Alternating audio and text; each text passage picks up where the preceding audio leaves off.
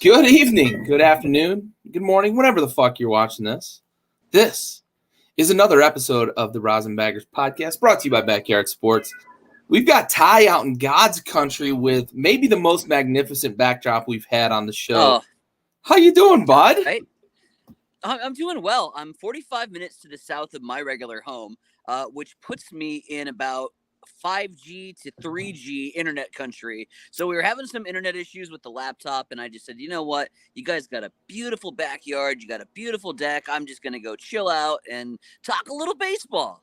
Absolutely, buddy. And it's beautiful weather out there. I know you guys have had kind of a weird lingering winter / cold, wet spring, and I know it's been the same way up in New York. If my dad's tuning in, he just spent some time down here in Virginia where it's a little warmer, but looks like you got some nice weather today. So, zero wind, absolutely Chamber of Commerce temperature outside. It is the rare 3-day stretch in Nebraska that we call springtime before it changes over to 100-degree summer. So we're gonna try to enjoy it, baby.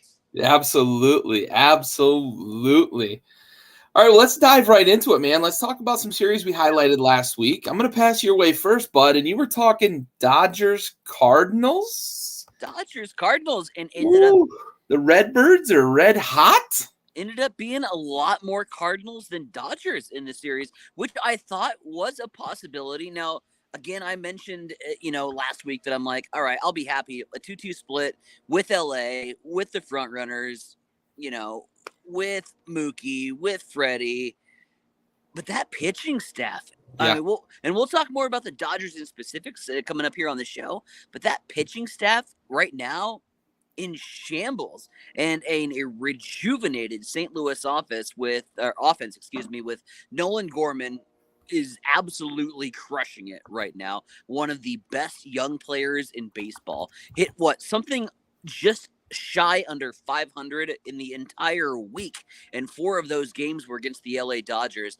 And St. Louis, as much crap as I gave them in the midway point of our podcast season so far, which was the midway point of about April, and as much shit as I was giving Ollie and as much crap as I was giving the lack of effort there that was starting to take shape, they have seemingly all got on board all at the same time.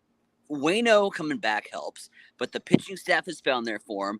The bullpen is still a little shaky, and more on that in just a little bit, because you kind of posed the question to me last night in the group chat, and so I'll elaborate a little bit on that. But, Ryan Helsley is shutting the door for St. Louis, and as long as he continues to do so, keep trotting him out on the mound. But the interesting caveat with that is we know that closers can get overworked, and it's nice to have a setup guy or a secondary guy that you can call on to get 3 outs to get your team. And right now, that's a little shaky. My concern on that front, and why I asked you the question last night, is he threw 31, I think it was, pitches on Monday, and then came back last night, and I think he threw 28 pitches if I'm not mistaken, or 26 pitches if I'm not mistaken, back-to-back nights. And as you just alluded to, sometimes you can kind of lean on a guy. And I know Helsley's a guy that's been proven, a proven commodity in the past, but I asked you the question, are they overworking him? Maybe, but as you said, right now, a team that struggled so hard out the gates, I think I'm with you 100%. You continue to give him the rock in the 8th and 9th inning as much as you can and ask him to be Hercules until you figure out who that next guy up is that you can get 3 to 5 outs late in the game that can really take the rock and shut a team down, because they don't have that. I would say until you can find that guy or until he doesn't do it. Right now you called his number every time, and Helsley's answered the bell every time. And so there's no reason to go with the if it's not broke, don't fix it mentality. Would you like Giovanni Gallegos to kind of come into that role from St. Louis? Sure. Would you love that flamethrower Jordan Hicks? My God, goes 103, 104, 105 today. You would love for him to come in and be able to answer that bell. But along with 103, 104, 105 also comes wild pitch, and walks, and loading the bases and getting into jams. And Helsley is the kind of guy, and I don't know so much from the pitching perspective, never pitched, but I always heard this about pitchers, is there are some closers, and Helsley seems to fall right in line with those closers, that amplify their game with the more pressure situation that they put themselves in. And Helsley's the kind of guy that, like, shit, he loads the bases with nobody out, and then he, like, shrugs it off, and he goes and gets the next 3. And you're like, okay, that's cool. Like, you only gave me, like, no more hair up here at the top of my head. Yeah. But he's pitching well, and the offense has found their stride. Goldie came around, had a really good game against the Dodgers the other day. Nolan Arenado has seemingly found his swing after his early season struggles. And again, what I look at with St. Louis as they move forward, my biggest question marks aren't, are they going to catch the NL Central? It's when do they catch the NL Central? And it's how many games do they win the NL Central by? But it's also a big question mark right now, and you're going to see a lot of names that St. Louis is going to throw in the trade deadline talks. We don't have room. We don't have room for a Tyler O'Neill right now. Not with as hot as Burleson's been playing. Not with Jordan Walker sitting in Memphis continuing to rake and just waiting for his time to an opportunity to shine. And Nolan Gorman, a natural third baseman who has kind of shifted over and playing a little bit more second, but you got the sure-handed Tommy Edman there. So you're kind of flexing Edman and Nolan Gorman out in the outfield, and, they're doing really good work. But right now, St. Louis is still having that problem where I don't think the Dodgers are. What did we talk about with LA? And we'll talk more about it here in just a sec, but they're 1 through 9 okay, but there's no depth. There is no pieces. They're missing, whereas St. Louis is in the exact opposite scenario. And it's like, we have got depth for days and we can call up any guy. And now we're starting to see that come to fruition. And Ollie's having fun with this lineup. It's mixing and matching. It's going on matchups, and there's a lot of analytics involved. And again, what I told on social media the other day, and I'm not trying to be a St. Louis homer here, but y'all got a 13.5 game lead, and it's not even June, and St. Louis is right back in the mix of the National League Central. I can sit here right now outside in God's country, beautiful weather here in central Nebraska, and say it's not it's not when St. Louis catches the rest of the league. It's how many games they get by and pass the rest of the league on. This is a hot baseball team. St. Louis taking 3 of 4 from LA was a huge statement. Are they in trouble? Did the bullpen go to shit because they were up 6-1? It's 10-3 right now with the Reds. 10-3 up? Down, yeah. Down. I must have misread my Maybe. my updates. Maybe. Well, that's a bummer. Yeah. It's not baseball. We've talked about it. It's not when they catch the rest of the NL Central. It's when the Reds decide that they're going to lay down and let us catch the rest of the NL Central. God damn it, Reds! Let me make my point. Right. Cincy. Yeah, and I know that you and I talked a lot about kind of how management has assembled this bucket of talent, right? And how Ollie was, it seemed like, mismanaging. You can look really good and really competent as a manager when Goldschmidt hits, 4 dingers in a 5 at-bat sequence, and Arenado starts looking like Nolan Arenado of 2016 through 2022, And Nolan Gorman looks like the prospect that we thought he would be and is hitting 500 over his last, I think, 7 games. And, and then Contreras is starting to swing the bat a little bit, and you get a little bit of pitching from the starting rotation, and you can absorb some of the issues with the bullpen because you've got a lead. And then you got Helsley come in, and he kind of shuts the door late. I'm with you. I think the Cards are going to be buyers at the deadline, and I think it's going to be an arms race in the National League because the Braves need bullpen help. The Dodgers need pitching help from the rotation to the bullpen. They need depth. So it's going to be on them to kind of make a decision on where they're going to buy. And I'm not even mentioning any of the American League teams, right? Because there's going to be buyers over there at the deadline. I think we're looking at potentially maybe the most hotly contested arms race maybe at the deadline when it comes to those innings 5 through 8 guys that teams are going to float out there. And there might be a team in the catbird seat right now sitting, maybe it's the Reds or the Rockies or maybe the Nats or something along those lines, because the Nats have a couple of good arms in the bullpen that aren't in the plan for 5 years, right? So you might be looking at some of these teams at the bottom, maybe the A's, right? I hate to give the A's any credit, but teams like that are at the bottom of their division that might be looking out there and saying, holy shit, St. Louis has got a deep farm system. The Dodgers have a deep farm system. The Braves have a deep farm system. I've got some middle relief help. I might be able to get a good return on a bullpen arm that we don't see very often. I mentioned Andrew Miller a couple of weeks ago. He was kind of the last time we had a guy get traded that really had a decent return that delivered for a team that he moved to.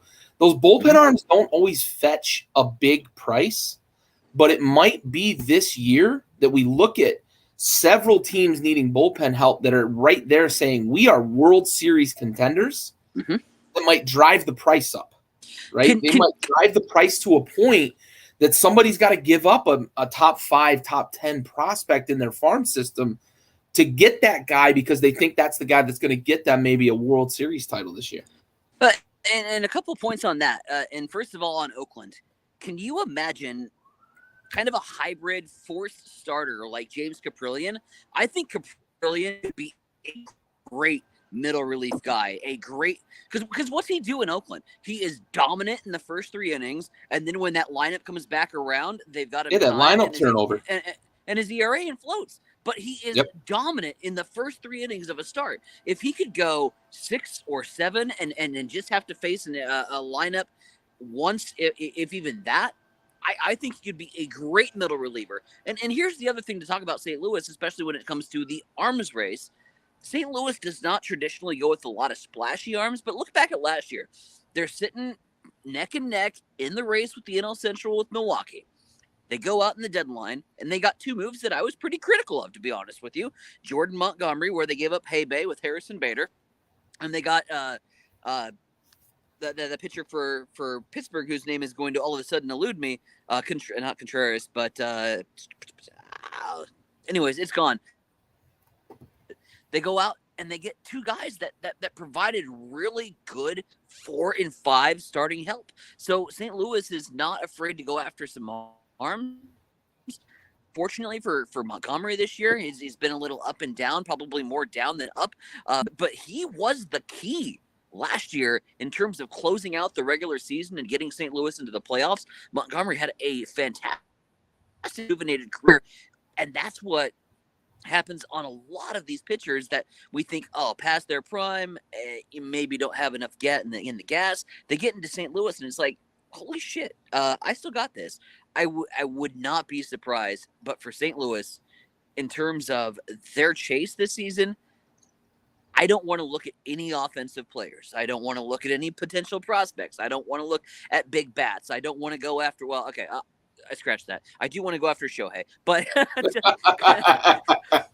but I don't want to go after the big splash free agents. I want us to solidify that bullpen. I want us to maybe get one more starter if need be. And if not, great. Throw him in the bullpen, make him a long reliever, but load up arms. When you say arms race, it's not about arms race of how you can weaponize a team and weaponize an offense. It's quite literally a right and left arms race, because everybody in the National League, the biggest question mark involving every front runner is what staff, what pitching rotation, and what pitching staff can hang in there the longest. And that is going to be ultimately, I think, the tail of the tape in the National League this year.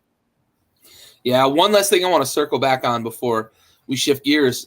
With Jordan Hicks, you mentioned 103, 103, 105, and he can pump it up there in one at bat. But you never know where it's going, right?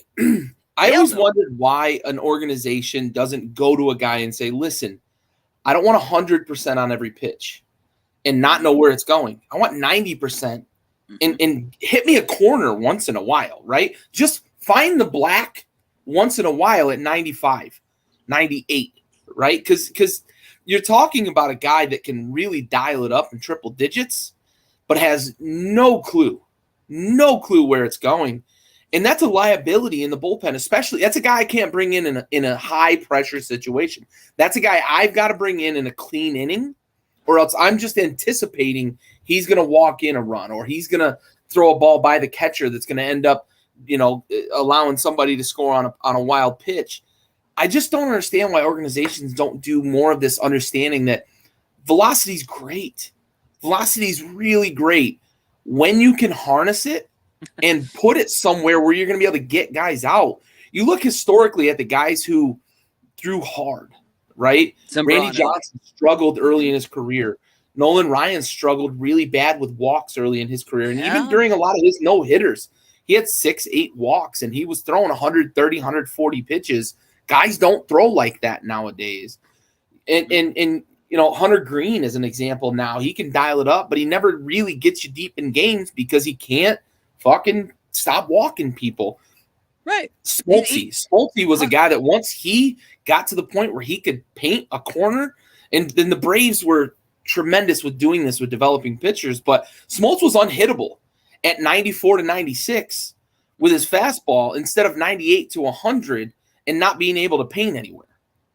Just like guys should do more of that nowadays. Location and changing velocity will forever be the key to pitching.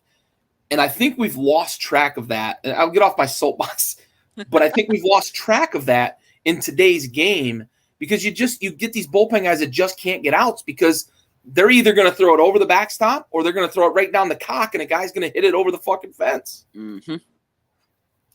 Anyway, onward and upward. You look back at Hunter Green. Have you ever seen a guy that throws 102 miles per hour, has all the velocity, has all the stuff, but by the fourth inning is already like 96 pitches? I mean, it's like, what the hell is going on? He's going to be a closer. We've talked about this. He's going to be a closer. And he should have been a long-time starter for Cincinnati had he been developed correctly, but you're going to have to limit him to one inning. Yep. Period. Yep. End of rant. Yep. All right, so I've got the picture of Sandy here, but before I get to Sandy, I'm going to talk a little bit about San Francisco because I don't want to just blow by San Francisco. I highlighted this series because I thought it was two teams coming into this that were kind of right there in terms of within shouting distance of the wild card early. I know too early to talk wild card, but wild card spot, their division, they're kind of breathing right in that area. And I thought maybe this is a series that could create some momentum. And San Francisco did that, right? They take 2 of 3 in this series, and they won their first 2 games coming out of this series. The offense has been really good for them here in the last about 2 weeks. They're getting some quality pitching, but they continue to be able to push buttons. And I know Boch was there for a long time, kind of set the stage. They're doing a really good job of managing their bullpen arms. They get into tough situations, critical situations, and they're able to battle out of them. Miami had them on the ropes in a couple of games in this series. They ended up taking one, but I think it was game 1 where San Francisco ended up winning. They left a lot of guys on base because of the bullpen situation. So I want to highlight that San Francisco, and then they come out of that and they take the first 2 games Now I forget who they're playing right now, but I'm gonna double check it right now because I had it up. Minnesota. They took games 1 and 2. They just lost today, so they took 2 of 3 though. Won another series coming out of this series against Miami. That's a team that I think they're going to hang around, and I don't think I gave them a lot of credit. I don't think any of us really gave San Francisco a lot of credit this year coming into this season. This sort of harkens back for me to, I want to say it was 2018. It might even have been as early as 2017 when they won 106, I think it was, games. The year the Dodgers won 103 and had to play in the wild card. This team plays really good defense. They get timely hitting, and they've got some good pitching. I don't think that it's that level, but it feels the same way with this San Francisco team. This is a team that you shouldn't sleep on if they're on your schedule. So I wanted to highlight that before I jump over to Sandy Alcantara, because defending Cy Young, seemingly the best pitcher in baseball, and I don't know what's going on this year. He's had 2 really, really good Sandy-esque starts, and everything else has been either meh or bad. And his bad's been really bad, and he had another bad start against San Francisco. I believe it was in game 1 even in this series. It could have gotten uglier for Miami if they hadn't gotten some crucial outs with guys on base. San Francisco left quite a few on base in that game as well. But I don't know what's going on with Sandy, and I watched the highlights. I didn't get a chance to watch this game. I wanted to watch a couple of these games from the series, and I didn't have the opportunity to. But sure, I don't know what's going on with Sandy, because I did watch one of his starts earlier this year, and I got the feeling that he's pressing, and I don't know what he's pressing for. Mm-hmm. I don't know if he's got a agent maybe in his ear talking about the horizon, because the horizon for him, I don't believe, is in Miami. He's going to be another one of those guys, Josh Beckett, AJ Burnett, et cetera, down the Dontrell Willis, on down the line of big-time pitchers who have a really good career in Miami but end up somewhere else fetching a bunch of prospects for Miami. I don't know if he's had an agent in his ear talking about the future in New York or the future in LA or the future in Boston or wherever that might be, the next step. But if that's the case and that's why he's pressing, that agent needs to shut the fuck up and just cash that check in 2024 when he becomes a free agent after the World Series. Just cash that check, because Sandy is Sandy, and this is not Sandy. I expect him to get back to more of what we've come to expect from him, but it doesn't look good through about a little over a third of the season, and I don't know where that goes, because I thought he'd be in Cy Young contention, but right now he's in like the doldrums. But it could be an agent thing. What I also look at is, and I'll reflect it back to, at any level of baseball, how hard and how much of it is mental when you have a guy who's playing for a team that hasn't been great, that rarely gets you any run support whatsoever, and you've gone out there and you have locked in and dialed in, and as a pitcher, and again, I cannot speak on behalf of pitchers. I can't throw a splitter from a curveball to a changeup to save my life. I got no idea what the hell's going on up there, and I admire the fact that you all can. I have no idea what's going on in your head. I know what's going on in my head from the batter standpoint, but you have to stay.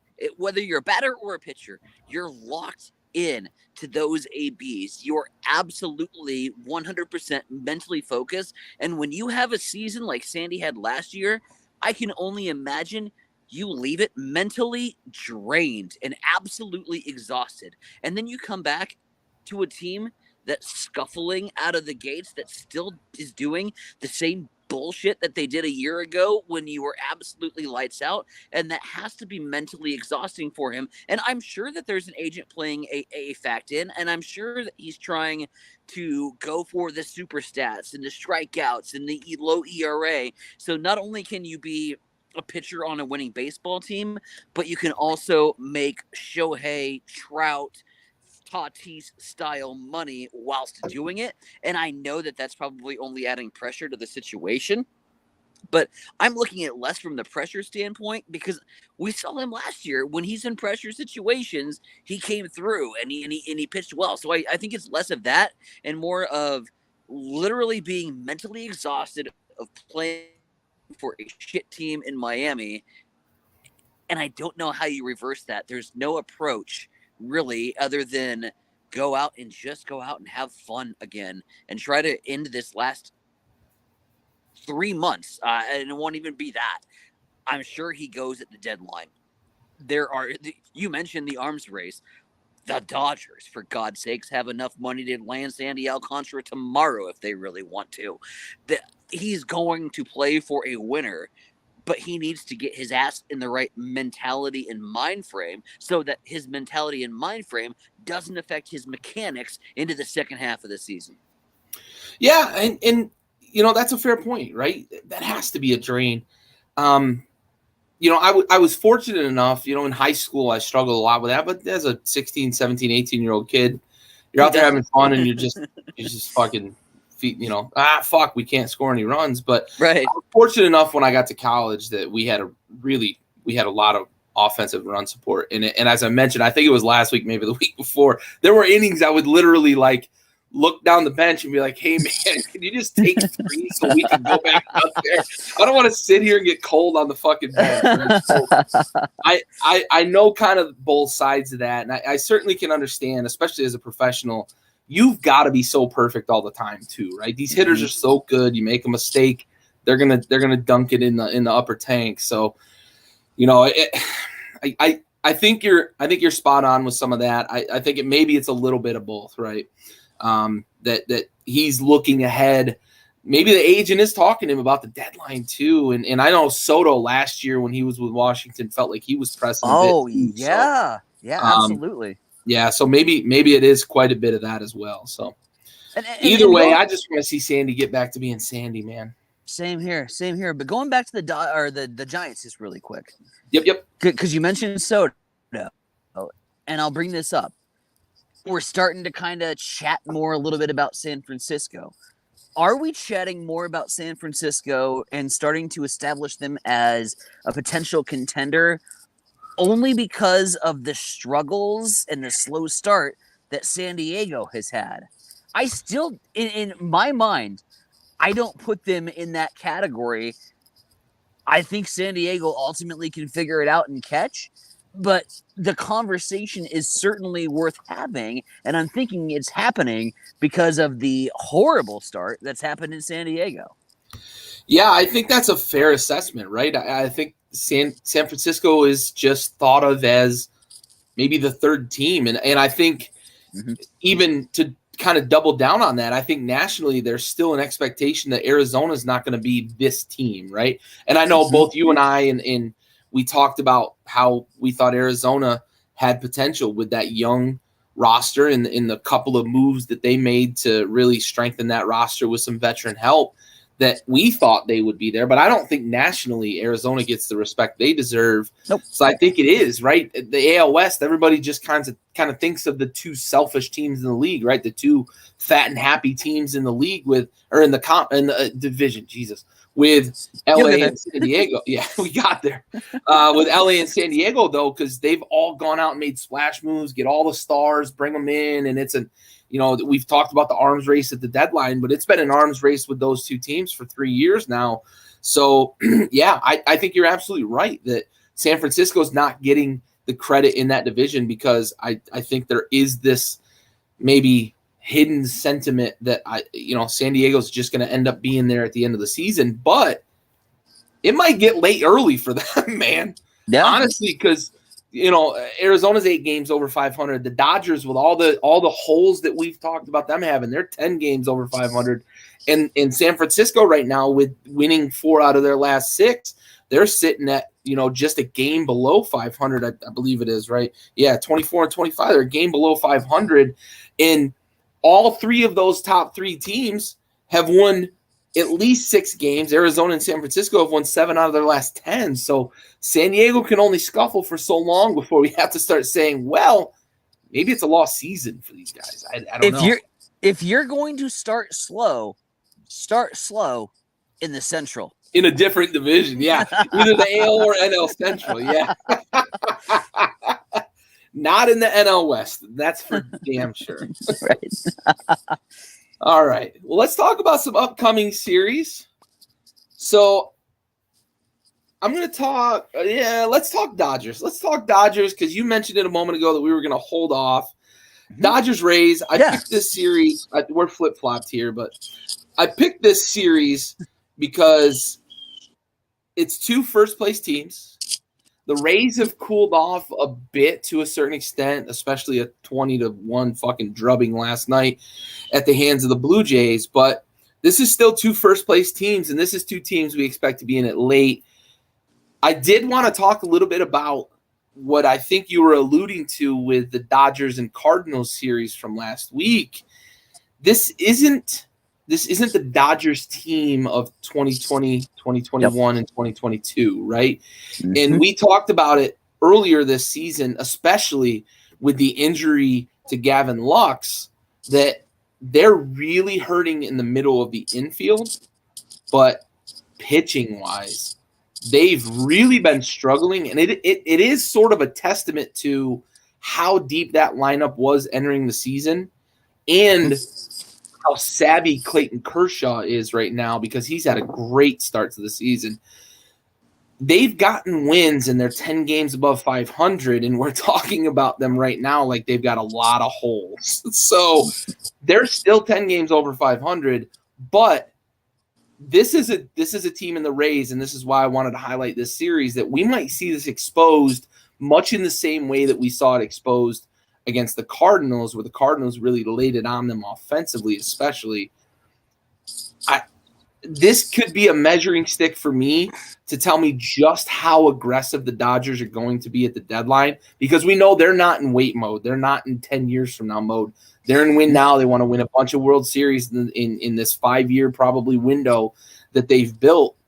This could be a series if the Rays come in and take 2 of 3, or if they not come in because they're in Tampa, but if the Rays take this and take it to the Dodgers, this could be an indicator that at the deadline, and maybe even before the deadline, if the Dodgers really want to kind of jump the gun and get a leg up in terms of the moves near the deadline, this might be the series, because the Rays, they're not going anywhere.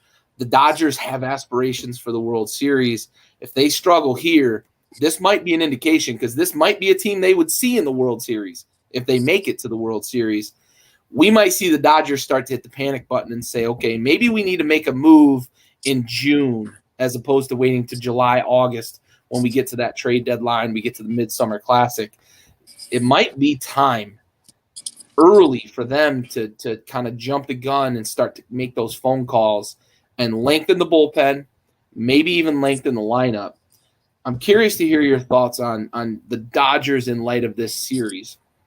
Well, and you mentioned it on the rotation, and sure, their rotation was great going in, but you lost a closer or at least a late relief guy with Blake Turan before the season started. Then you had the Dustin May injury. Now we understand that Julio Urias is also on or going to be going on the shelf, and this just in. They put a lot of stock into that 23-man roster on the MLB team, and I'm looking at your prospects and I'm looking at your minor league farm system, and I'm like, I'm not sure if any of these guys are ready to play Double-A, let alone in the major leagues, and that's an issue with the Dodgers. And again, and you alluded to it, I don't even think it's panic button. I think it's chess. And I think the front runners of the National League are all playing this. Well, let's backtrack. Not the front runners in terms of the current standings. The perceived front runners in the National League. Your Mets, your Dodgers, your Cardinals, your Braves. A gigantic big game of chicken currently taking shape. Somebody's waiting for someone to make a move, and I think LA does ultimately, and I think they do before the deadline, because now they were banking on that 23-man roster to be good enough to get them to the deadline where they could assess the situation and evaluate. But that 23-man roster is now down to about 19 and a couple call-ups from AAA that weren't ready to play at this level. So I think if you're LA, you're making the first play, and you're going out and getting some. You're going out and getting some help. You go back and you look at Tampa, for instance, and my God, what a relief! And I say this with full sympathy to the fact that you got blown out by 19 runs. How good was it to see that Tampa Bay is human? It's like when you watch the PGA Tour and you see a professional golfer shank one, and you're like, holy shit, anybody can play this game. Like, it's not, you're not superhuman after all. You got skunked like everybody else has. Yep. Now, that being said, if you're LA, you got to look at that and you got to use that as motivation. You're like, look, they just gave up 20. It's not as if Tampa is this super team that is all elite and is going to be crowned the World Series champion. They just gave up 20. Yep. We have to take that. We have to use that. Now, obviously, every scenario is different, and once you get down by X number of runs, you're throwing out whomever, and you're saving your bullpen. And I understand that a lot of times those waterfalls only get worse because at some point you realize, well, let's pack this one in and stay your bullpen for another day. I understand that, but it's a human Tampa team, and if LA doesn't come in and see that scoreline and doesn't come into the series hungry, they didn't do their job to get motivated for what should be a really exciting series this weekend. That's going to be fun because you're talking about a team that we did not consider to be, we considered to be really good. We've all said Tampa is a really solid baseball program.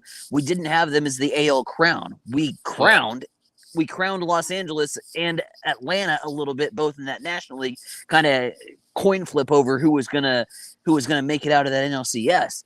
If the Dodgers want to prove it, the Dodgers should prove it this weekend. And I hate to use the word playoff-esque or playoff caliber or playoff-like series. This has all the makings of a match that we'd be watching in October. Yeah, absolutely. Absolutely. Yeah, I think it's absolutely a measuring stick series. And it's May, right? And I know it's late May, but it's still May. Not even June. This, right, as possibly a measuring stick series. So, for sure. All right, let's switch over to your series you wanted to highlight here. Brewers, Giants. Talk to me, bud.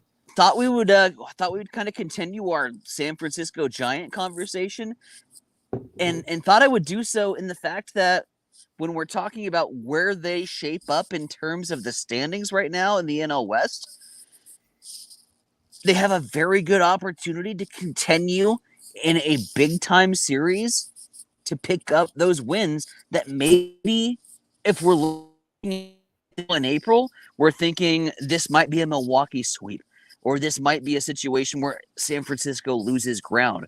And right now, from the Brewers' perspective, and I would hate to give them any advice, but you better look in your rearview mirror because, as mentioned at the top of the pod, other than the fact that St. Louis just dropped 2 unseemingly easy wins to Cincinnati, because baseball is baseball and it's always going to screw with us when we have an idea of what we want to talk about on this pod, and then 48 hours later after we make our selections, the baseball gods just say, nah, that's not how that's going to fly. Losing 2 to Cincinnati is really weird. At least we know they're watching. Right. But again, it hasn't been as if any of the teams in the NL Central have been able to take advantage. You look at the early season struggles, nobody got out in front. Nobody said, oh, you're a horse that just tripped out of the gate at the Preakness. We can take advantage of that and put on a couple lengths. No, they didn't. They stood there and they're like, are you gonna get in this race or not? Like, they just kind of slowly pedaled. It was wild to look at the way the standings have shaken up here. And I talked a little bit about Milwaukee a week ago when I mentioned just how slow this baseball team is. In terms, they have no speed on the base paths. They are not winning the stolen bases title anytime soon at all. And it's not even just the fact that it's Rowdy Tellez and some of the other guys on the squad. It's just, Christian Yelich has lost tremendous speed on the base paths and in the outfield. But this is a team, again, from Milwaukee's perspective, you got to be able to flex a little bit when you get a San Francisco to come in.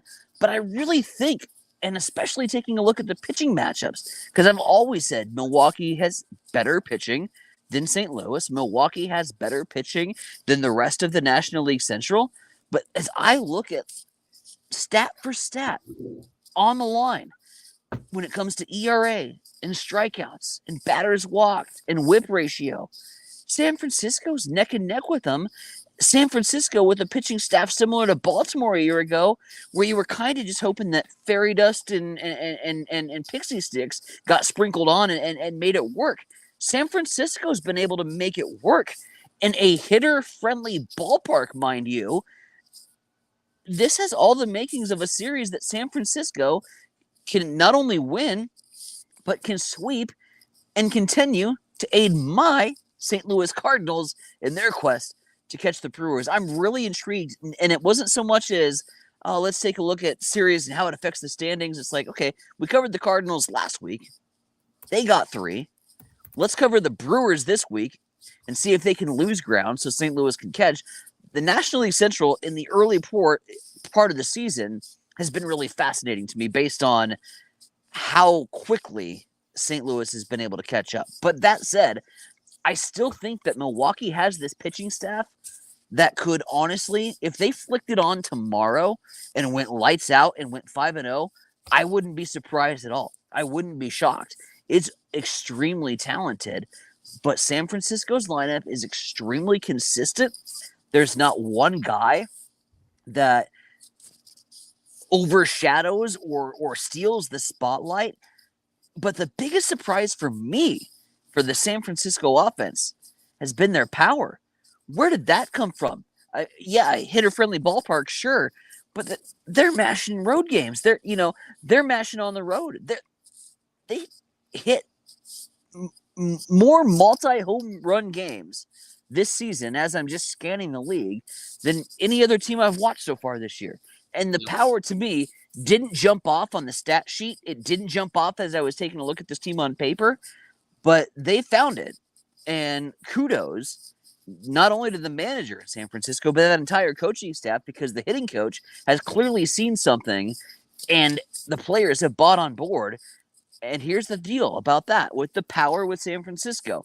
I was just explaining this the other day because we were talking about hurler on hurler, and we were watching the college Big Ten baseball tournament going on right now with Nebraska and Rutgers. And, some guy throws 100 miles per hour and the ball goes 450 feet. And he's like, man, how can you even catch that velocity? And I'm like, you can't. But when you do, it goes a long way. And here's the deal. With San Francisco's power at the plate and Milwaukee's power on the mound, advantage San Francisco, because if they get a hold of it, they're going to hit a lot of home runs this series. Flex me for San Francisco, not to sweep. I'll take him in 2 to be safe.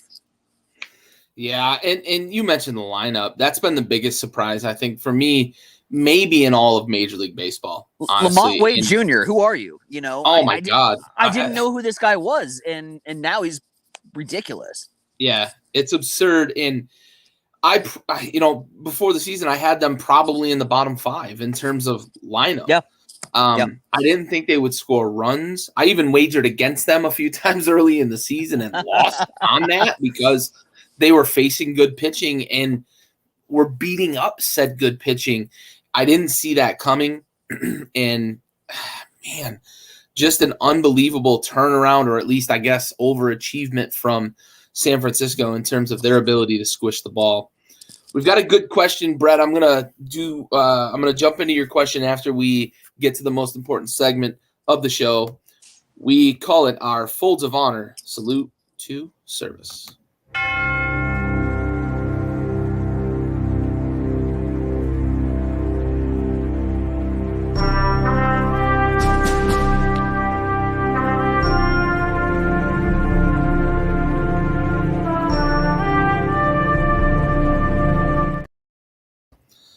All right. Every episode goes out to a fallen service member. This episode goes out to Army Sergeant First Class Antonio Rodriguez. He died February 8th, 2020, serving during Operation Freedom Sentinel. At the time of his passing, Sergeant First Class Rodriguez was 28, hailing out of Las Cruces, New Mexico. The incident appeared to be an insider attack in Nangarhar Province, Afghanistan. Sergeant Rodriguez was part of 3rd Battalion, 7th Special Forces Group out of Eglin Air Force Base, Florida. Army Sergeant First Class Antonio Rodriguez, we have the watch.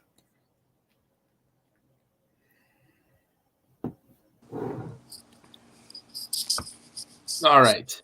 So this is a good question. So I'm going to bring this up so we can bring the energy up a little bit. Let's talk prospects. So my brother asks, there's a lot of young talent coming up or already in the big leagues. We talked about it last year, right? In terms of this wave of teams suddenly. The new CBA, I think, had a lot to do with it. My dad says salute. Yeah, absolutely. But this year we're looking at guys like Volpe, right? Made the opening day roster for the Yankees. Taj Bradley's been called up. Bryce Miller, Dela Cruz. Dela Cruz is a guy that I think there's huge aspirations within that Cincy organization. Jordan Walker had the huge hitting streak or on-base streak, I think it was, early in the season. Stone, yada, yada. Who's going to be critical in terms of these young guys down the stretch in your eyes? Well, I think two come to mind, and that's Volpe and Jordan Walker, because it's two guys that I think that you're going to take a look at a team that is going to say, okay, we've got some extra baggage. We've got some loose weight. We're going to cut that at the deadline. We're not only going to get some extra prospects to add to our farm system, but we're probably going to be able to add another arm into our bullpen or in our starting rotation. And so we need you guys to step it up and be an everyday player. Here's the deal, and I'll say this about Jordan Walker with St. Louis because this is kind of an issue I've been following a lot lately. Jordan Walker did nothing wrong to go get back down to Memphis. He is simply, at this point, a byproduct of St. Louis having a surplus of outfielders. Where are we going to put you at this point? You're not even 21 years old yet. You can't even legally drink. Go out there, get yourself some extra time against some minor league pitchers, get some confidence. We will call you back up. I truly feel from St. Louis's perspective that Tyler O'Neill will be ultimately a deadline trade bait, will go to somebody else at the trade deadline. I think Walker comes in and adds to that outfield. Burleson will go over to center, maybe even shade Tommy Edman a time or two. If Nolan Gorman wants to play second base, Edman can certainly go out and shade in center. So Jordan Walker, to me, is one that will play a critical role for St. Louis moving forward, because if you ship a guy like Tyler O'Neill off of that lineup, a guy that has speed, a guy that has power, you got to replace him with something really damn special, and I think Jordan Walker is that guy. The other thing with Volpe at that shortstop spot for the New York Yankees, we saw it a little bit earlier when we saw the offensive production with a guy like Aaron Judge. And when Aaron Judge was out of that lineup, my God, the Yankees were awful. They lost, 10 of 13 games. Aaron Judge gets immediately inserted into that lineup, and all of a sudden it's like, whew, okay, we're playing winning baseball again, thank God. Anthony Volpe is a guy that I think can and will step it up for New York, but they need help offensively. They cannot continue to rely on the power of Judge and the clutch hitting of Rizzo and maybe even an occasional manufactured run thanks to the speed of Harrison Bader. They need production, and I think Volpe kind of will ultimately play into the role of being a great 9 spot. And I say 9 spot, and everybody, when I say 9, everybody's like, "Oh, you really think he belongs at 9?" Well, hell yes, I do. 9th is a very strategic spot in the lineup for me that adds that secondary leadoff guy that can really either continue a rally that's going or start something fresh in the spot where you least expected it. And I think Volpe and Walker, to me, are the top two ready to excel this season in 2023 to make their teams make the postseason. And I think at the end of the day, and I'll be bold on it, Volpe will win the American League Rookie of the Year. Jordan Walker, at the end of the year, will get the call up and will make Rookie of the Year in the National League. Nice. I like it. And I like the two choices you made. I'm actually going to go off the guided path that my brother provided us here. I'm going to talk a little bit about Volpe. I think that he is super important to that Yankees lineup. I also think defensively, he fills a position that they've been in between on, right? Since, of course, the captain retired. They've had some flashes here, flashes there, but never the guy that was homegrown, ready to really take over and be that guy, right? That everyday guy, and be a linchpin in the lineup. And I think the one thing that Volpe brings that, Jeter didn't is a bit of pop, right? Every once in a while you'd get some pop off of Derek Jeter's bat, and he was really good at going to the opposite field. But Volpe's a guy that brings that 400-foot home run power, right? And if you can get that from your everyday shortstop, or even if they move him a little bit in the infield, he's a guy that I think can make a difference in that lineup. But I'm going to go – so my brother mentioned Gavin Stone. I'm actually going to stay with that same team, but I'm going to go with another player. And we've talked about the need for the Dodgers to have reliable arms in the rotation, potentially reliable arms in the bullpen. Bobby Miller's a guy who came up, made a start against the Braves of all teams, and went 5 innings, 1 earned. You can't do much better in your fucking debut against that lineup. Holy shit, right? So I look at a guy like Bobby Miller, and if Gavin Stone kind of figures it out, because he's been rocky in his 2 starts, his ERA, I believe, is double digits in 2 starts. But I think Bobby Miller, Gavin Stone have the potential to provide the Dodgers with what they need so that they can be more aggressive in other areas at the deadline.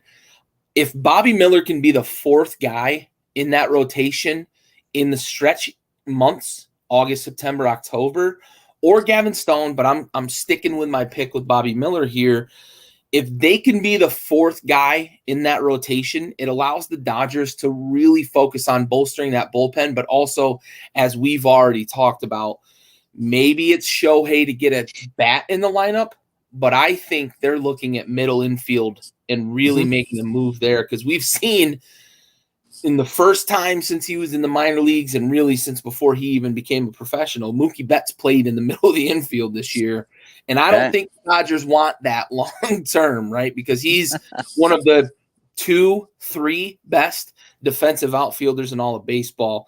So they really, I think, at the deadline are going to be pushing really, really hard to go find that guy in the middle of the infield that fills out that lineup, and then they can focus on the bullpen if one of these 2 young guys, and I'm going to stick with my pick, Bobby Miller, becomes that 4th reliable arm in that rotation, that allows the Dodgers to flex and start to focus in other areas. So in a way, I'm not asking a lot, right, from a young guy to be, as you put it, right, the Rookie of the Year, right, with Hicks and potentially, or not Hicks, but Walker and potentially Jordan in my head, but Walker and potentially Volpe winning Rookie of the Year. It's just, I think for the Dodgers, they're looking to lengthen that rotation potentially with one of these young guys, and if Bobby can do that, allows them to focus in other areas. My brother's gonna poke my fantasy bone real quick here. Sure. So we actually co-manage a team. He wanted to pick up Josh Lowe. We already had 3 Rays on our roster. roster.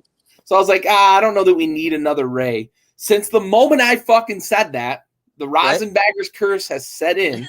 He's been the hottest hitter in all of baseball. And he's hitting fucking left-hand pitching this year. Fucking what? A career platoon guy is now hitting fucking 320 against left-handed pitching? Fucking A. Anyway, I think Lowe is probably going to have some staying power this year. Maybe. Probably. How have you not added him to your roster? Somebody else picked him up. Somebody else picked him up after I said no. No shit, Sherlock. Somebody else picked him up in the 8th round of our fantasy draft. The dude absolutely crushes. Oh, you passed on him. Oh, mercy. He was in free agency too. Of course he was. What was I saying? Rookies. You're going. Oh, you mentioned Bobby, right? Speaking of Bobby, here's and you mentioned the Dodgers with the middle infield. And I can see it. When does Bobby Witt Jr. become a Dodger? Ooh, from blue to blue, huh? I can totally see it. From royal blue to Dodger blue? Mm-hmm. Boy, I'd hate to see it for Kansas City fans, but if they're on a 7-year plan. I know. If the Dodgers went and made that, especially this year, the haul that Kansas City would get, because you're talking about a guy under 2 more years of hard team control, and a guy that you're, in a year or two, you're going to be able to pay $150 million, Yep. Yeah, you're talking a big haul. Man, I'd hate to see it. I've got a soft spot for small market teams. I want Kansas City to be good. But I think they could get a Washington style U-Haul that goes back like when San Diego. Yeah, just back up the Brinks truck of prospects. They brought the entire farm system, and I think that would do Kansas City wonders, because I don't think one guy is going to do it for you when you're on a 7-year plan. They've got no pitching. That's what they would get back from the Dodgers, because Brady Singer has still not become the guy. And you'd get back. He's a guy, all right. He is a guy. He's an inconsistent guy. He's a wildly inconsistent guy. Yeah, you're right. It makes sense. Yeah. And they'd get every one of those fucking highly rated A-ball pitchers from the Dodgers if they wanted to. Yeah. No, that's a good point. That's a good point.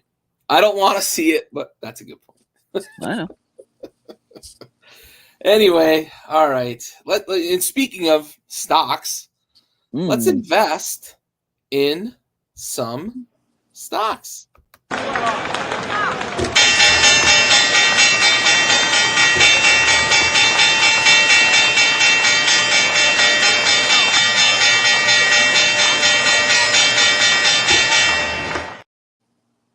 I'm laughing because I still haven't changed that intro to shorten it.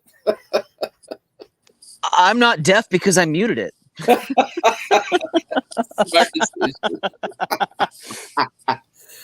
Oh, all right. I'm going to save mine for last here, buddy. So I'm going to pass your way. Talk to me about the Tigers. Talk to me about Javi Baez, who got sat down and might be the hottest player in baseball. Tell you what. Here's what I'm excited about Detroit, and it's really for several reasons. I'm buying stock right now if I'm in Detroit, mainly, and we could pull up the graphic. I don't think we saved it or anything. Look at the win percentages in Major League Baseball right now. I have Detroit for one simple reason, and one simple reason alone, and that is, here's a ball club that's under 500 right now. That really, when you take a look at the rest of Major League Baseball, is a less than middle of the road team, and is sitting at last check like second in the American League Central. Maybe Minnesota might have jumped him at this point, or Cleveland's catching up. I don't really remember, because it's that insignificant to me, because it's god awful. And here's the deal: Detroit's still in second place. Yeah, they are still in second. Okay, by win percentage, but. They're still in second place. Somehow they played fucking 3 less games than Cleveland and 5 less games than the White Sox. I know they had a couple of rainouts, so whatever. Anyway, they did that too. Still in second place. Still hanging around in second. And when I look at Detroit, I look at a team that's like, okay, you're going to get a starter back. You're going to get Casey Mize eventually back. There it is. I liked it. Look at that. Look at how god awful that is. They're 19 games out of last place. for an entire division. We talked, and here's the credit. Like last week on the pod, we touted and we celebrated the success that we were seeing in the American League East. And now we shift over to the American League Central, and I'm looking at a team like Detroit, who is, or at least I thought was, maybe on a 3 or possibly 4-year build. And next thing you know, it's like, well, you're sitting second in the division, in a division that really you could win right now by playing less than 500 ball. If you win one game for the rest of the season in a 3-game series, I honestly think you have a shot. The offense isn't bad. It's not as if this is some minor league offense like what we're seeing in Oakland, other than Brett Rooker. You got guys that are stepping up, that are getting some clutch hits, and they're hanging around in ball games, and their pitching staff has done just enough.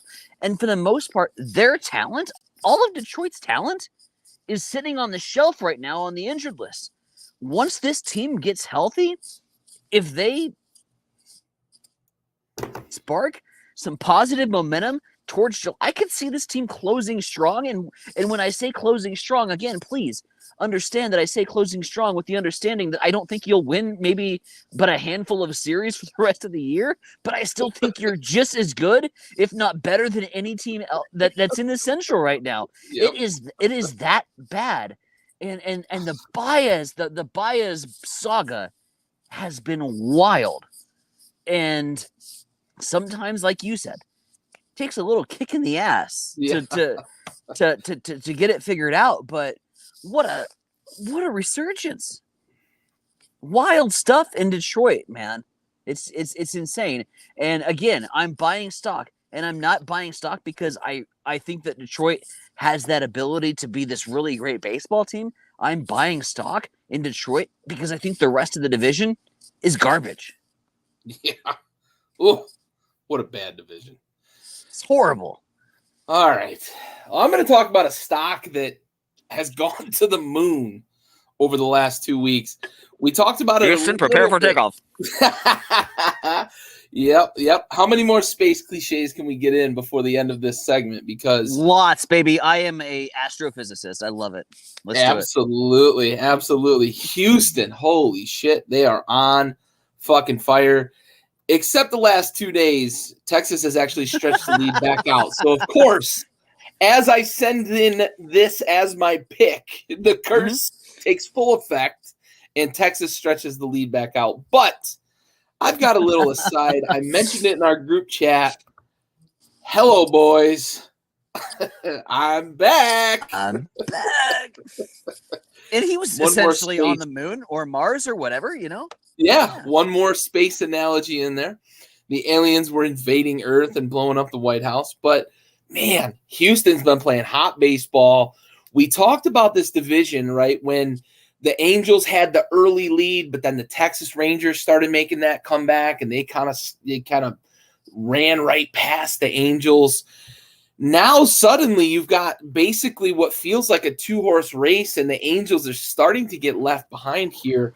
You know, in terms of the standings in this division, you know, Houston has closed the gap. They had it down to a game just 2 days ago, except Texas won their last 2 and Houston lost their last 2. So, again, RosinBaggers curse in full effect. But this division became a 2-horse race at the top, with the Angels now maybe being that team on the outside looking in because of how great the AL East is. Are we back to potentially Shohei being on the block? Because we talked 2 weeks ago about maybe if they're still in the playoff race, he won't be, because the Rangers continue to play good baseball. You know, they're at 7-3 in their last 10, and Houston has just kind of steamrolled back into contention here in this division. And I don't know if anybody actually believed that Houston was going to be out. So if you were a savvy investor, you bought stock maybe 3 weeks ago, and suddenly you're cashing in on some short-term gains here as the RosinBaggers talk about the Houston Astros stock. Man, they're playing good baseball. They're getting healthy. Altuve is expected to be back, I think, this week, I believe. But they're getting healthy. The pitching looks better. Framber Valdez has maybe established himself as maybe the ace of this staff, maybe not an ace in the grander picture of Major League Baseball, but the ace of this staff. They don't seem to have felt the effects of losing Verlander as much as I thought maybe 3 weeks ago they did. Maybe it just took a little bit of kind of feeling things out and getting themselves squared away. The health, I think, has been the biggest thing for them. They were nicked up quite a bit early in the season. Even I think Jordan was still dealing with some of the effects of that wrist, like his hot hitting at the end of last year. I just think that he's still really ironing out that swing. He hasn't been as hot as I expected him to be, despite the fact that he's still one of the best hitters in baseball. Houston's on their way. Yeah. You go back to their pitching, and you're starting to see where they're figuring some stuff out. To me, when I was watching spring training baseball and even in the early portion of April, to me, the Houston pitching staff looked to be the most uncomfortable with the pitch clock rule changing. It looked as if their mechanics, their entire delivery, their setup on the mound, their routine, everything was out of whack. And I never felt like that entire rotation, especially after Verlander leaves, I didn't think that they were comfortable in their set.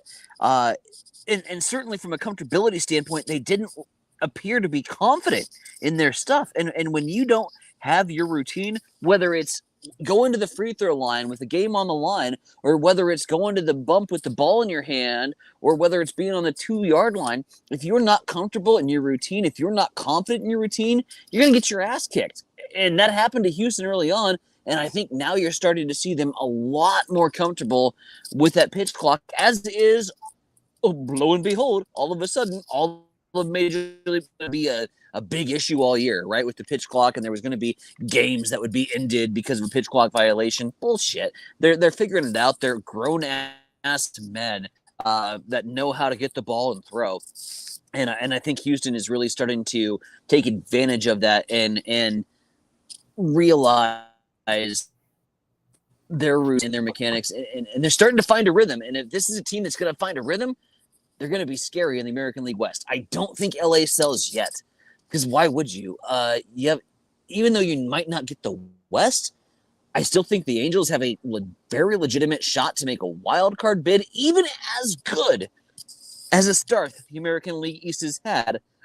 I could see two of those teams falling off pretty easy in the AL East, and Anaheim taking advantage of one of those wild card spots. I don't want Anaheim to sell, because that fan base should see Shohei and Trout together in the postseason. Oh, man, I'd love to see that for sure. God. But yes, buy stock in Houston. Yeah, for sure.